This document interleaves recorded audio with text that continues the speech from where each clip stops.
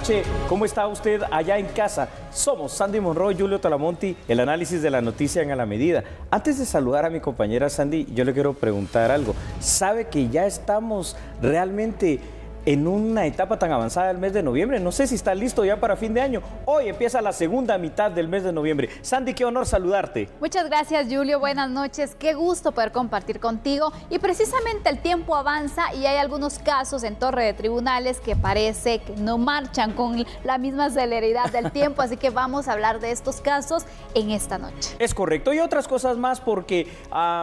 ¿usted sabe un pequeño bochorno incidente que hubo en medio de esta cumbre iberoamericana de empresarios y luego la de hoy de mandatarios? Bueno, pues ya lo vas a ver aquí en el análisis que haremos más tarde.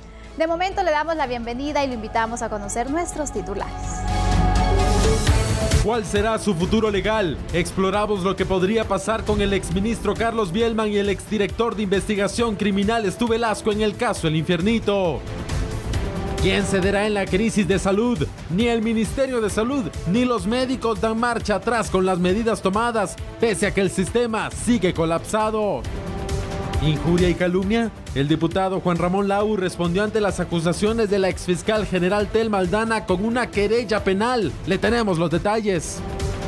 Se acerca la fecha límite. El Congreso tiene hasta el 30 de noviembre para aprobar o improbar el presupuesto 2019. Solo falta la aprobación en tercera lectura. Primera reunión de mandatarios. Jefes de Estado y presidentes hablaron sobre diversos temas en la 26ª Cumbre Iberoamericana. Tenemos las declaraciones. Le ganan el pulso a Trump. Juez ordena a la Casa Blanca restablecer credencial de acceso a un periodista que incomodó con sus preguntas al presidente estadounidense.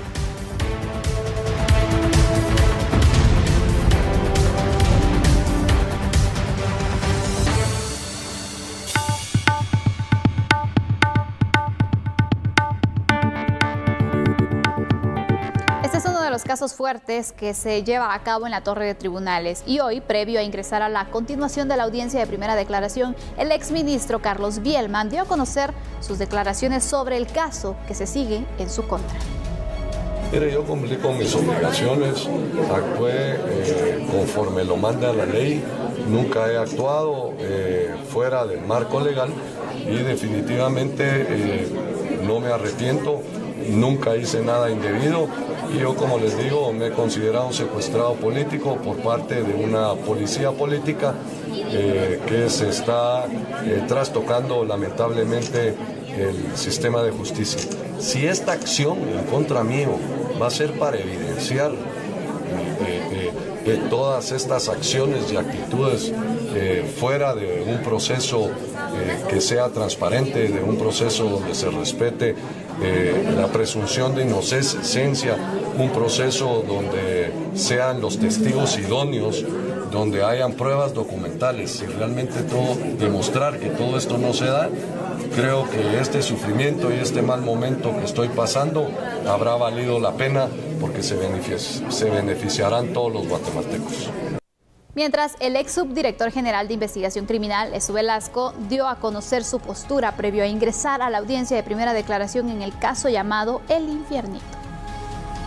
Todos tendremos responsabilidad. Los fiscales del Ministerio Público tienen responsabilidad de 20 años de lo que hoy están manejando. Y esto es bien importante decirlo porque cualquier irregularidad, cualquier ilegalidad que estén conociendo y que se estén prestando para manipular información, para manipular testigos, tendrá una consecuencia jurídica más temprano que tarde.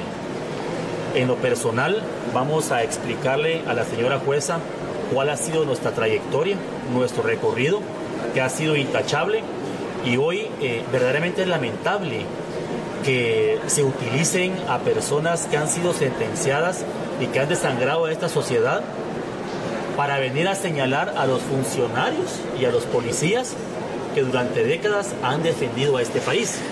Segundo, en nuestro caso en particular, más de 3 policías nacionales civiles con un récord criminal por delitos de asociación ilícita, robo agravado, falsificación de placas, robo de niños, almacenamiento y consumo de drogas, extorsión, tráfico de armas, resulta que ahora son los policías que señalan a los policías y a los funcionarios que en un momento los combatimos y que no permitimos en ningún momento tomaran a la institución policial por la misma seguridad de este país. Y en este instante aquí en A la Medida vamos a hacer un enlace indirecto hasta la sala de tribunales en donde se está celebrando esta audiencia. Samuel Orozco vía telefónica. Buenas noches, Samuel, ¿cómo estás? Hola Julio y televidentes, buenas noches. La información que se está generando en este momento, pues en primera instancia hablamos un poco bajo, con el volumen bajo por la audiencia que se celebra. Quiero informarles de que en este momento ha iniciado entonces la primera declaración de forma ya jurídica y frente a la jueza Domínguez, en este caso, la declaración del ex subdirector general de investigación criminal de la Policía Nacional Civil, Velasco. Posterior a él estará el señor Carlos Bielman, ministro de Gobernación, y luego dos personas más que van a declarar. Uno de ellos se ha abstenido de presentar su primera declaración. La audiencia pues ha durado varias horas. De hecho, hubo un receso de 7 a 8 de la noche. Sin embargo, ahorita es cuando entonces ellos comienzan a declarar. Parte de lo que escuchábamos con el ex subdirector general de investigación criminal, Velasco, es que él hacía referencia en cuanto a los perfiles que tienen los policías o ex policías que lo han sindicado en este proceso. Durante la audiencia también se solicitó tema sobre subsanación por audiencia defectuosa y algunas situaciones que se están dando, porque en su momento, en el año 2012, cuando se presentaron las declaraciones como anticipo de prueba, no se citó al exministro de Gobernación, Carlos Bielman, sino simplemente se les indicaron e imputaron los hechos, y de esta forma, pues según el abogado defensor, se estaría dando una violentación al debido proceso. Por lo tanto, la jueza a cargo no le ha dado lugar a esto, no ha ocurrido audiencia en este tema y continúa de forma regular. Se espera que esta audiencia pudiera terminar entre 12 de la noche, 1 de la mañana, 2 de la mañana, dependiendo de las circunstancias en que se estén dando las declaraciones en este caso. Al principio la sala se encontraba totalmente llena, hoy es la mitad, en este momento la mitad de la sala por parte de los familiares que se han quedado, más que todos los familiares, los amigos se han retirado en este momento antes de que iniciara la audiencia de la mayoría de personas que están en este sector. Por lo tanto, es en el 14 nivel de la torre de tribunales donde se está llevando a cabo esta audiencia. Repito, es el licenciado Velasco quien está presentando su primera declaración en este momento, luego sería el exministro de Gobernación. Gracias, Samuel, por estos detalles que nos has compartido, y esperamos toda información que nos puedas tener porque la audiencia continúa en desarrollo. Hoy precisamente, Julio, se va a definir entonces qué va a pasar con las personas que son acusadas por este caso El Infiernito. ¿Quedarán o no ligadas a proceso? Es la duda que muchos tenemos. Seguramente esta noche o madrugada, porque como son varios imputados, pero una cosa es cierta, se va a tener que saber, porque una vez que se inicia una audiencia de primera declaración, no puede parar la misma en la continuidad procesal hasta que el juez contralor, pues en este caso la jueza, ¿verdad?, tome la determinación si hay falta de mérito y termina el caso allí, o en todo caso, si considera que sí hay indicios para poder investigar y dicta o una medida sustitutiva. En este caso, por los delitos no tienen derecho a medida sustitutiva, entonces el otro camino, fuera de la falta de mérito, sería en todo caso el auto de prisión preventiva y la apertura del tiempo de investigación, que es la teoría, porque solo es teoría, lo que marca nuestro Código Penal dice que son 3 meses para la misma. 3 largos meses. Es correcto. Vamos con una información, Sandy, para poder hacer el análisis sobre este tema. El Ministerio Público, como usted lo escuchó, hizo la imputación al exministro de Gobernación, Carlos Bielman, y al exsubdirector de Investigación Criminal, Velasco, de los delitos contra los derechos humanos, que son ejecución extrajudicial y tortura. Esto es una situación muy grave, la imputación. El exministro Bielman ha cuestionado que se utilicen como testigos a privados de libertad que son condenados por el delito de secuestro. Es un delito muy grave.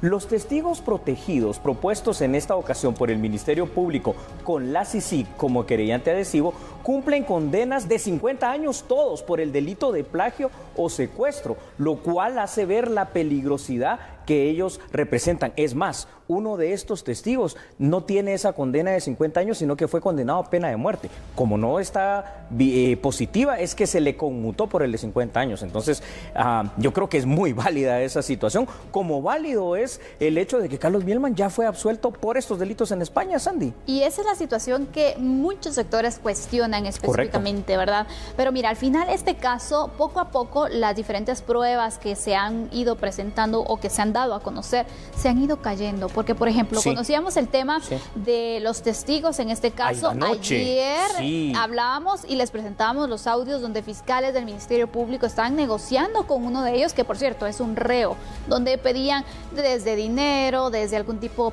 de medida que les pudiera ayudar a ellos en el tema carcelario. Correcto. Y en realidad eso pone en tela de juicio la validez o la idoneidad de esta persona para poder testificar. Es que es totalmente cierto lo que dice Sandy. Estamos hablando de que un privado de libertad ya condenado, pues generalmente se puede presuponer que se le pudo probar fehacientemente que cometió un hecho delictivo, pero es que estos hechos delictivos eran extremadamente graves. Recuérdate que algunas bandas de secuestradores, entre ellas algunos integraron en su momento Agosto Negro, lo que hacía es cortar el dedo anular y mandarlo, cortar orejas y mandárselo como manera de presión precisamente a los familiares. Entonces, sin decir las muertes registradas. Sin decir las muertes, bravo, sí, por ejemplo, las muertes que se registraron. Y sabes que ellos no pedían poca cantidad, cuando menos pedían de 1,5 millones para arriba, de quetzales. Entonces, esta es una situación realmente terrible. En ese sentido, parecieran ser para nada idóneos. Y otra cosa, Sandy, que lo hemos hablado aquí y que yo creo que el día de hoy viene a colación completamente. Tú lo perfilabas muy bien. Esa negociación con uno de los testigos que presentamos acá en un audio anoche, pero el hecho de que se den estas componendas donde lamentablemente la prueba madre y la prueba reina que se tiene en este tipo de procesos tan importantes sea testimonial, hace que el caso sea muy débil. Sí, la verdad es de que, ay Dios mío, genera muchas dudas este caso, pero sobre todo a mí lo que me sorprende, Julio, es que se da determinado tiempo que se va aplazando, para Sandy, investigar. ¿No se tendría que tener una investigación ya, una línea presentada para de esta forma acusar a alguien, o te basas solo en sospechas? Porque es una situación muy difícil mientras las personas están privadas de libertad. Lo has dicho de manera estupenda. Lamentablemente aquí en Guatemala se basa solo en indicios, en esas sospechas, y por eso esos 3 meses de investigación, dice el Código Procesal Penal que se pueden duplicar a 6 meses, pero ya sabemos que aquí se vuelven eternos, ¿verdad? Entonces esto es lamentable, porque la pregunta inicial del tema, antes de presentar la otra información relacionada al mismo, es ¿cuál es el futuro que les depara a estos exfuncionarios de seguridad? Pues el futuro al día de hoy, sin querer ser ave de mal agüero, no parece muy bueno, ¿verdad? Lo menos grave que pudiera llegar a pasarles en este instante es el hecho de que continúen en prisión preventiva, pero para llegar a una audiencia de revisión de medida por el tiempo de las vacaciones del organismo judicial, estaremos hablando que se las concederán tal vez por marzo o abril. Te presento más información a ti y a ustedes en casa, por favor. Los fiscales de la Fiscalía Especial contra la Impunidad hicieron ver a la jueza que el Plan Gavilán tenía como objetivo real la recaptura de los privados de libertad fugados para posteriormente torturarlos a algunos y asesinarlos a otros. Mientras tanto, el exministro Bielman, como usted lo escuchó, rebatió que la acusación en su contra es absurda y la ha calificado precisamente a la acusación y sobre todo a la CICIG como una especie de policía política al estilo de la Gestapo de la Segunda Guerra Mundial con los nazis. Importante recordar que los delitos de ejecución extrajudicial, desaparición forzada y tortura son figuras relativamente nuevas también en el ámbito jurídico nacional, sobre todo internacional. Por ello no hay una certeza eventual de cuál sería la situación, lo que determine hoy la jueza o en todo caso la pena a imponer, porque en nuestra legislación los encontramos a partir de la firma de los acuerdos de paz. Hablemos, Julio, ante el panorama que se está presentando y ante la alta posibilidad que ellos continúen privados de su libertad, ¿dónde serían ubicados? ¿Dónde se encuentran? ¿Y cómo es la seguridad ahí? Porque obviamente sabemos que son, por ejemplo, en el caso de Stu Velasco y de Carlos Bielman, dos funcionarios que estuvieron pues combatiendo a diferentes estructuras peligrosas del país. Sandy, nos vamos a quedar casi con eso para la conclusión de este tema. Es un alto riesgo. Por eso es que aquí en Guatemala urgen otro tipo de medidas. Imagínate que ya tuviéramos un reglamento implementado para colocar los brazaletes de control telemático. Aún ligados a proceso podría cárceles con esa situación más el arraigo para que no salieran del país y en todo caso pudieran resguardar su vida. Pero en cualquier cárcel que los ubiques, aún en aquellas más resguardadas que son las militares, me refiero a Matamoros y Mariscal Zavala, el riesgo es inminente y es altísimo. Es una cosa muy grave. Yo creo que lo dejamos ahí, pero una reflexión última, si me permites. Yo creo que aquí en Guatemala parece ser que el hecho de hacer su trabajo y combatir las estructuras criminales es para que después se le pague de esta manera. No me parece justo. Bueno, concluimos con este tema mientras estamos con la expectativa de lo que pueda suceder en la audiencia de primera declaración que está en desarrollo en la Torre de Tribunales. ¿Nos vamos a una pausa, Yul? Claro que sí, Sandy, vamos a una pausa a ver qué es lo que sucedió con el tema de las protestas en la jornada en Antigua Guatemala. Regresamos, somos a la medida.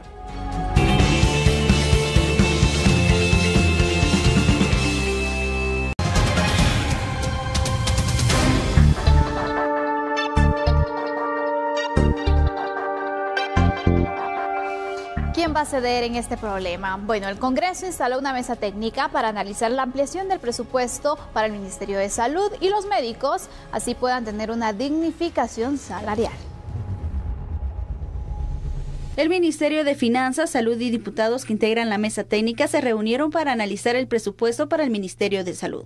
En ella se solicitó una reclasificación de puestos y salarios, ya que solo con el pago de bonos los médicos alcanzan un salario de 13,000 quetzales al mes, señaló Víctor Martínez, titular de Finanzas. Depende que se haga la reclasificación de puestos y se haga una estructuración de los salarios de acuerdo a la especialidad y también la experiencia, que eso es parte de lo que estamos todos claros. No podemos seguir desordenando, sobre todo la parte del Ministerio de Salud, que ha tenido durante muchos años, por dignificar el servicio, los servidores públicos en salud, han incorporado, como les digo, muchos bonos mensuales y bonos anuales. Son 17 bonos y un bono es un bono que implica un escalafón, inclusive duplica el sueldo cuando llega a 20 años de antigüedad. Entonces, esos son los temas que se ha creado ahora en la mesa, en la propuesta del artículo, y que creemos que es importantísimo que se aborden estos temas de forma integral para que no solo dignifiquemos al servicio médico, sino también podamos darle una solución integral al tema. El comité ad hoc presentes en la reunión señalaron que no levantarán las medidas de presión hasta que las enmiendas al presupuesto del Ministerio de Salud se presenten para la dignificación salarial. Por supuesto, se hicieron propuestas alentadoras del día lunes durante la tercera lectura del presupuesto. Estaremos presentes también todos nuestros compañeros y nosotros acá para ver patente esas propuestas que fueron realizadas el día de hoy. Hace falta camino, trabajo que realizar por parte de los ministerios, por parte de los diputados y por supuesto por parte de nosotros. Hemos continuado la atención, estamos por supuesto frente al Congreso y se levantarán las carpas, se irán todos en el momento en que esa redacción final por artículos sea totalmente aprobada. Tenemos otra postura, la del ministro de Salud, Carlos Soto. Él se pronunció tras las medidas de presión que mostraron los médicos en la entrada de Antigua Guatemala. Para de esta forma, ellos están exigiendo la dignificación salarial. Pero conozca, ¿qué opina el ministro de estas medidas? El pasado jueves, un grupo de médicos residentes manifestaron mientras se realizaba la cumbre iberoamericana en Antigua Guatemala. La acción fue denominada como ilegal por parte del ministro de Salud, Carlos Soto Menegaso. No podemos estar haciendo cosas como ilegales, les digo ilegales como lo que se hizo ayer, que los residentes de los hospitales vayan a manifestar donde sea, a la cumbre o a donde fueron a manifestar. Eso es ilegal, los residentes no pueden hacer eso y se los vuelvo a aclarar. Entonces voy a tener que tomar medidas que vayan a poner la cara y a manifestar los médicos que están que lo quieran hacer, pero no residentes. Y empujan a los residentes para que ellos vayan a manifestar y al final ellos son los más perjudicados. Entonces, si queremos entrar en una negociación, tiene que ser pacífica, sin insultos, sin inventar cosas. Aunque el titular de Salud señaló que se tomarán medidas, no será hasta finalizar las mesas de negociación con Finanzas y el Congreso de la República, según pactó con el comité ad hoc. Este asunto tiene que ser recíproco, ¿verdad? Ustedes, si yo doy, que me den, o no a mí, pues al pueblo, que vayan a trabajar, que abran las consultas externas y que atiendan a la pobre gente. Ese es mi tema. Pero si solo quieren dar, que yo les dé, que ellos no me dan nada, entonces como que ese es el punto que no llegamos a la conclusión de la negociación, ¿verdad? Bueno, han pasado ya 3 meses de esta crisis y no se llega a ningún acuerdo prácticamente. La problemática continúa, las protestas de los salubristas llegaron, como usted pudo ver en estas imágenes, hasta la ciudad colonial de Antigua Guatemala, donde déjeme recordarle que se celebra la cumbre iberoamericana y hoy hubo una reunión de mandatarios también. Entonces, ante esta pregunta que se hace para el tema, Sandy, de quién cederá en la crisis de salud, la respuesta hoy es muy fácil. Nadie está cediendo. Ni una ni otra parte. Parecía que se iba a llegar a algún tipo de acuerdo porque en el Congreso ya se estaba viendo el tema presupuestario, la ampliación al Ministerio de Salud, ya se estaban logrando algunos acuerdos con los médicos, pero con la acción de hoy yo creo que esos consensos o esos diálogos se dividieron. Allí voy, porque ¿sabes qué? Aquí en A la Medida, y usted no nos dejará mentir porque nos ve noche con noche, hemos apoyado muchísimo, por supuesto, el hecho de que tienen derecho los médicos y todos los trabajadores de salud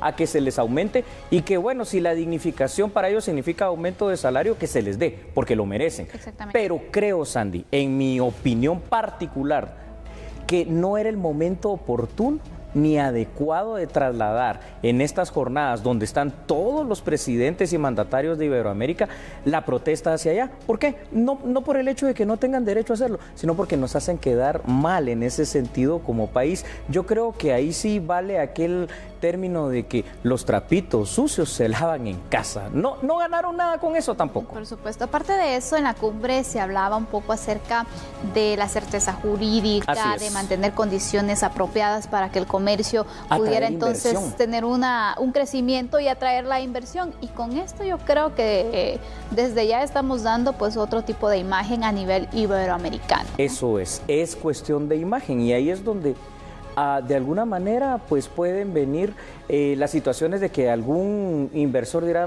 pero con este tipo de situaciones que se da, no, ¿sabe qué? O la expectativa que lleven los jefes de Estado hacia sus países. Muy bien, así es. Ahora bien, vamos con más información en este tema, Sandy. Es importante destacar que se instauró, porque eso sí, una mesa técnica por parte del Congreso de la República, ¿no? La Comisión de Salud, con participación también del Ministerio de Finanzas de Salud, de diputados y de representantes de los médicos. Esto ya en sí es un pequeño avance, La propuesta que se les había hecho a los salubristas de aumentarles el salario en porcentajes que oscilaban entre el 2 y el 15%, quizá no era lo mejor, ¿no? Pero por lo menos ya era una propuesta, la cual tampoco fue aceptada en este caso por los médicos. En este punto, y realmente considerando que toda negociación es un gana-gana, pero que para llegar al gana-gana yo cedo un poco y tú cedes otro poco, el punto aquí está inflexible y de quiebre. Y el problema es que el que sigue pagando los platos rotos es el usuario del servicio de salud. Por supuesto, son 3 meses que ha durado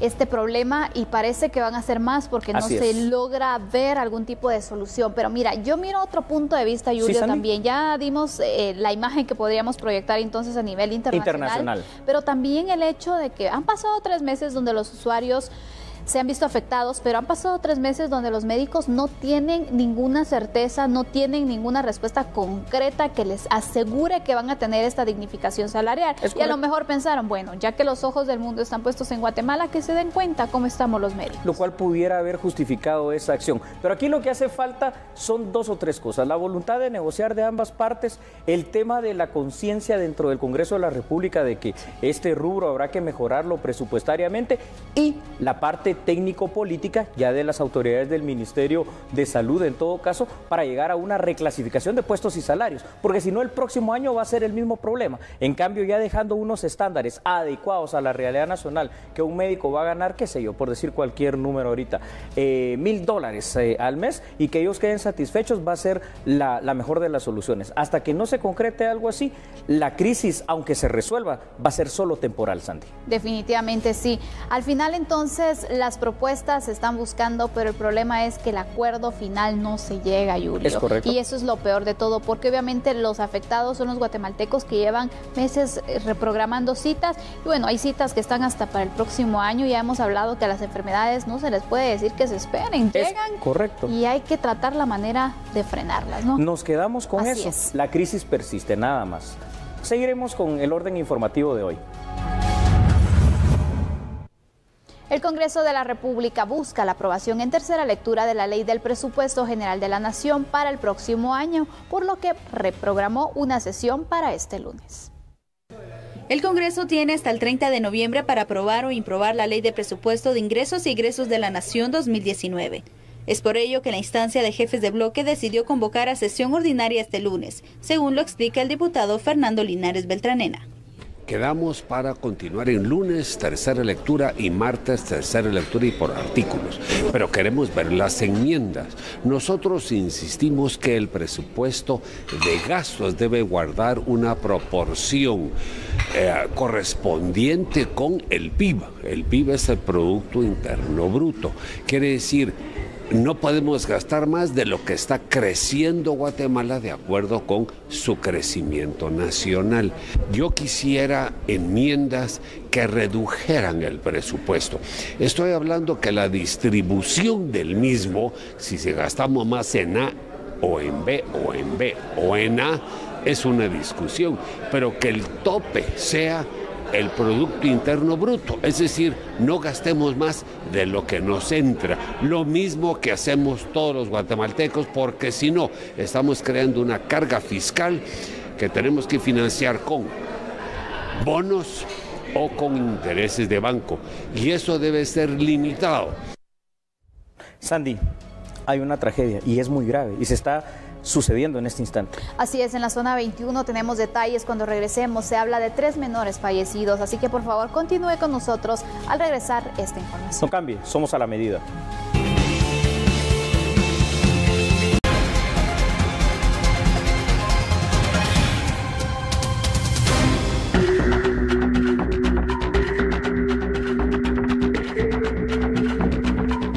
Gracias por continuar con nosotros. Hoy en el Tribunal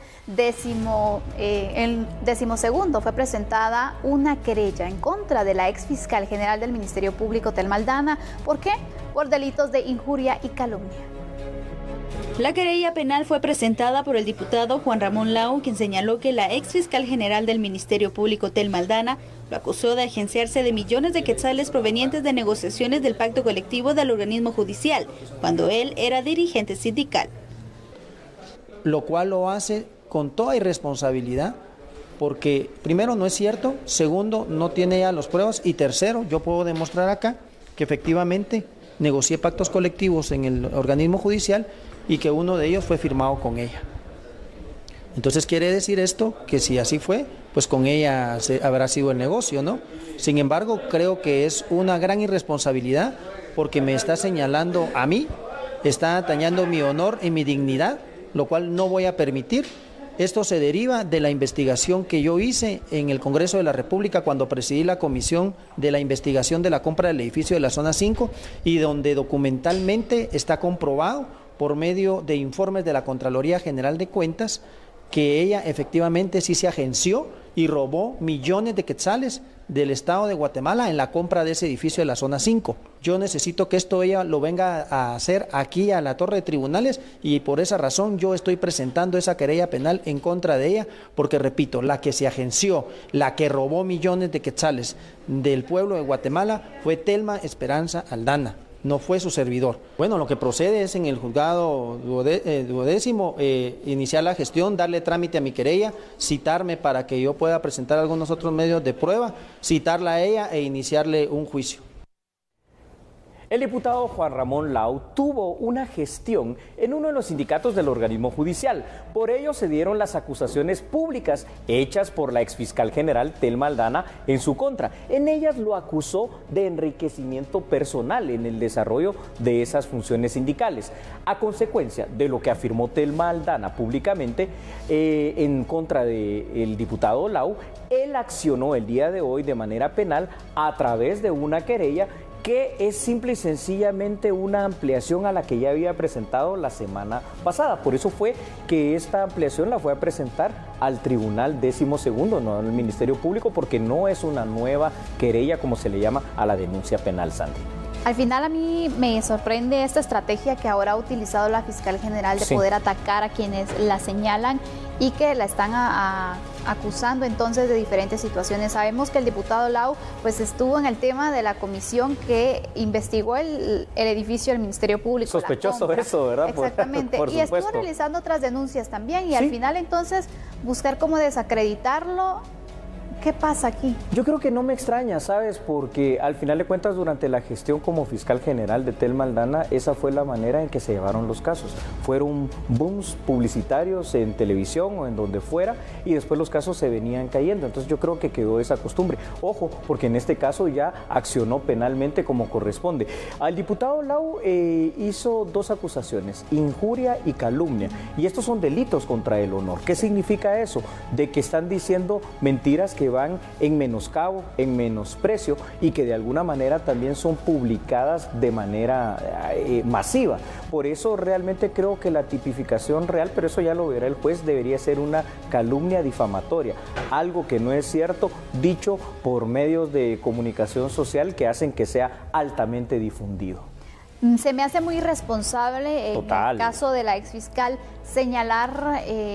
son declaraciones bastante fuertes las que ha emitido respecto. Dar pruebas, ¿no? Exactamente. Y a eso vamos, porque a mí que me digan algo con pruebas para poderlo creer a esta altura de la carrera. Bravo, Sandy. ¿La comisión que presidió el diputado Lau presentó pruebas? Sí, por lo menos 4 millones de quetzales de sobrevaloración, por lo menos, más los 4 millones por lo menos de quetzales ya invertidos extras de esos 35 millones. Pero la exfiscal general Telma Aldana solo fue una acusación verbal, sin el sustento legal de una prueba que diga esto es lo que pasó, y por eso lo afirmo. Exactamente. Entonces, al final... siento que cada vez como que su imagen se va deteriorando en el tema de la credibilidad que pueda dar, porque obviamente está actuando de una forma desesperada. ¿O cómo la ves tú? Totalmente, Sandy. Y yo quiero comentarte una situación muy importante. Si uno de nosotros, cualquier ciudadano, conoce un hecho delictivo y no lo denuncia, cae en otro delito que se llama omisión de denuncia. Entonces, la forma de denunciarlo no es en la televisión, es como lo hizo el diputado Lau. Si la exfiscal general Telma Aldana sabe algo, lo que tiene que hacer es presentar la querella precisamente penal en el Ministerio Público. Otra información para terminar este tema, por favor, Sandy. La calumnia, la injuria, la difamación son los delitos que se conocen en el Código Penal guatemalteco como delitos en contra del honor, denominados de esa manera porque el daño que provoca es precisamente el descrédito personal público, ya sea con información falsa por la utilización de medios masivos de comunicación o por inventar y falsear información que de alguna manera va en descrédito de la persona. Por eso, al final de cuentas, aunque la querella fue presentada por injuria y calumnia, va a terminar siendo, en cuanto al encuadramiento penal, una calumnia difamatoria, acusación falsa totalmente, no sustentada, y que ya veremos las consecuencias que en todo caso tendrá para la exfiscal general Telma Aldana. Yo creo que con eso podemos cerrar ampliamente este tema. Por supuesto, Julio, y esperamos que por el bien de tantas dudas que nos ha generado este caso y los diferentes que se han vinculado a la exfiscal, es muy sano, sería sano que apareciera, diera la cara y mostrara pruebas donde ella pues pudiera defenderse o pudiera aclarar la situación, porque creo que las dudas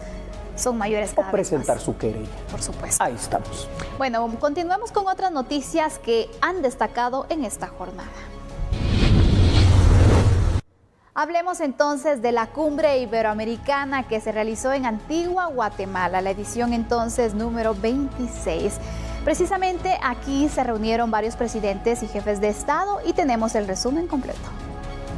La reunión se realizó con la ausencia de 2 de los 15 mandatarios que habían confirmado su participación. No se presentaron el presidente de Nicaragua, Daniel Ortega, y Danilo Medina, presidente de República Dominicana. Durante la reunión, los presidentes y jefes de Estado debían aprobar o improbar varias propuestas acordadas previamente sobre migración, cambio climático, igualdad salarial, comercio y otros. Que reafirma la importancia del espacio iberoamericano como un espacio para el encuentro, para el diálogo, para la búsqueda de acuerdos en la diversidad. Guatemala no dudó en construir nuevos espacios de diálogo y concertación política, porque esta es nuestra mejor herramienta para trabajar como región. He de decir que estoy sumamente complacido por los resultados obtenidos y por la voluntad política demostrada para contribuir y fortalecer nuestra conferencia. Presido, como saben, un gobierno que se declara con orgullo feminista, más que paritario en su composición. Y esta creo que es una auténtica exigencia si queremos que nuestra acción tenga impacto en el conjunto de la sociedad, en toda la sociedad. Es la mujer quien sufre de forma directa la discriminación, pero es toda la sociedad la que paga la factura de esa brecha intolerable. Los flujos migratorios que se están produciendo en la región y sus derivadas humanitarias también exigen respuestas regionales coordinadas y solidarias. Necesitamos marcos regulatorios que garanticen los derechos de los migrantes y permitan también a nuestras sociedades beneficiarse de las bondades de una migración ordenada y garantista. El mayor reto que aún enfrentamos es el legado de exclusión, desigualdad y pobreza, que ha sido una onerosa carga para la mayoría de nuestros países y que está en el origen de muchos de los problemas más apremiantes de nuestra región. Uno de estos desafíos, que ha tomado una nueva dimensión en las últimas semanas, es el fenómeno de la migración. Quiero por ello hacer un respetuoso llamado a que todas nuestras naciones se unan al Pacto Mundial para una migración segura, ordenada y regular, y a que actuemos con apego a sus principios, objetivos y compromisos. El pacto será firmado dentro de un mes en Marruecos. Creemos en la necesidad de una respuesta efectiva y de generar políticas integrales migratorias basadas en el reconocimiento y protección de los derechos humanos de todas las personas migrantes, solicitantes de refugio y refugiados, que permitan alcanzar una gobernanza mundial para una migración segura, ordenada y regular. Para dar respuesta a la apremiante situación de las migraciones en nuestra región, es primordial crear soluciones integrales que atiendan las causas estructurales del éxodo a través de acciones en los ámbitos nacionales, regionales y globales, que presten atención humanitaria urgente a los migrantes desde un enfoque de los derechos humanos, desde el respeto a su vida, el respeto a sus libertades y sobre todo la preocupación por la dignidad de todos y cada uno de esos migrantes. Creo que uno de los temas en los que varios jefes de Estado y representantes coincidieron fue el tema migratorio. Quedó absolutamente claro, ¿verdad, Sandy? Que fue una de las preocupaciones, porque veíamos a la vicepresidenta colombiana, ¿no? Y con justa razón cuando hablaba de ese éxodo masivo. Recordemos que Colombia está recibiendo al día al menos 23,000 venezolanos. Los mandatarios de esta región mesoamericana, porque estaba el presidente mexicano y también centroamericana, como el presidente costarricense, Guatemala y hasta los representantes de los otros países, incluyendo a su majestad, ¿verdad? Se centraron en el hecho del derecho humano de la migración, de las condiciones y de precisamente ver cómo se puede evitar ese éxodo masivo, pero también no solo evitarlo, sino de qué manera se va a apoyar a los migrantes, que actualmente es algo que está no solo acá en nuestra región, en todo el mundo, porque en Europa también está pasando este fenómeno. Por supuesto, es un tema que preocupa a nivel iberoamericano, qué bueno que se trató. Y otro tema para cerrar esta cumbre y bueno, las conclusiones también, el tema de la mujer, Julio, me parece muy interesante porque daban a conocer datos donde indicaban que todavía hay un alto porcentaje de mujeres que ganan por debajo de lo que gana un hombre, incluso trabajando las mismas jornadas, imagínate. Así que con esto nos vamos a una pausa, ¿te parece? Me parece bien, somos a la medida.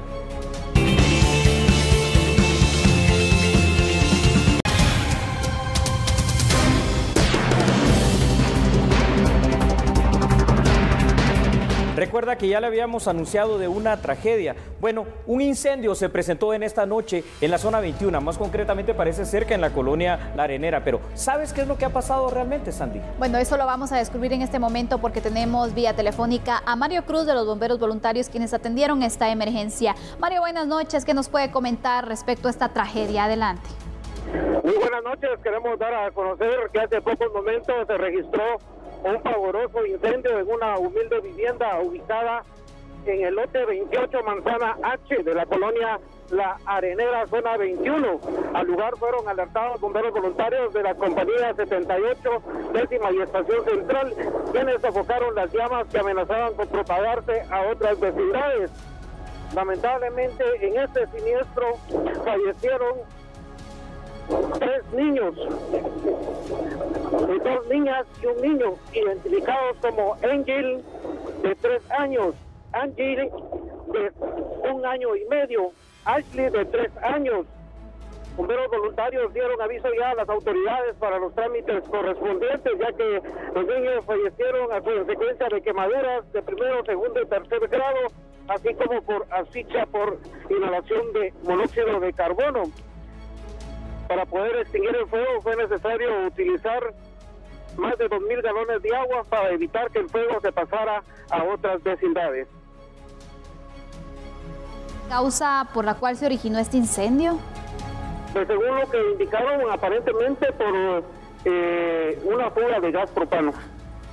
Mario, y otra pregunta, le saluda Julio Talamonti. ¿Estos niños estaban solos en su vivienda o sí estaban acompañados de algún adulto, quizá de sus padres o algún familiar? Aparentemente, según lo que indican los vecinos, los niños se encontraban solos, ya que al parecer la mamá tiene una venta y ella se encontraba en esos momentos en la venta cuando sucedió este incendio. Aparentemente ellos se encontraban solos. Gracias, Mario, por esta información que nos traslada lamentable el hecho que se registra. Sin embargo, también nos hace ese llamado de tener mucha precaución en la vivienda, Julio. Sí, Sandy. Especialmente cuando tenemos pequeños, que sabemos lo complicado también que es. Sandy, todos creo que entendemos la necesidad de trabajar, de hacer algo, de salir, pero es que estamos hablando de niños que van de 1 año a 3 años. ¿Cómo puedes dejarlos solos? Por Dios, tengamos mucho cuidado, sobre todo en esta época, que los incendios, hasta por las cuestiones de la celebración navideña, están a la orden del día. Sea como sea, una gran tragedia. 3 vidas se perdieron en esta noche. Así es, esto ha ocurrido en la colonia La Arenera, en la zona 21. 3 menores fallecidos se reportan, 2 de 3 años y 1 de 1 año y medio, según lo da a conocer entonces Mario Cruz, bombero voluntario. Así que esta es la información que surge de último momento en la zona 21.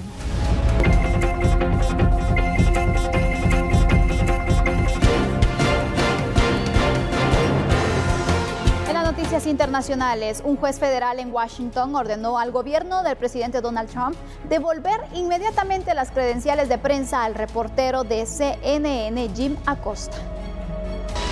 El juez federal de distrito Timothy Kelly, nombrado para el puesto por el propio Trump, anunció su decisión tras una audiencia en Washington. El juez dijo que las credenciales de Acosta debían ser devueltas inmediatamente y reactivadas para permitirle acceso a la Casa Blanca.